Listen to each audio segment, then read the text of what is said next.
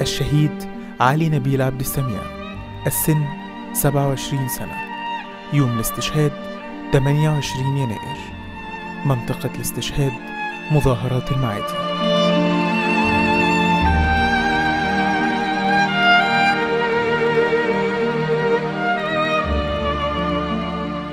كان قبلها بيوم كان هو عيد ميلادي يوم الخميس، وكنا قاعدين سمعنا صوت مظاهرات.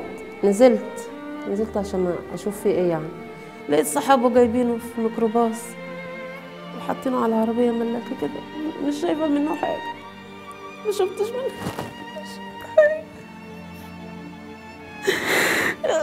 ما شفتش غير رجليه بس، رجليه والكوتش اللي باين عارين هدوء لغايه هنا كده، هو عمال يكب عليه ميه وفوقوا فيه، يقولوا ده يا خالتي واحد ده علي عايش ومفيش حاجه. طب انا عايزه اشوفه، وروني. طيب ما فيش 5 دقايق جابوه، قالوا ده علي مات.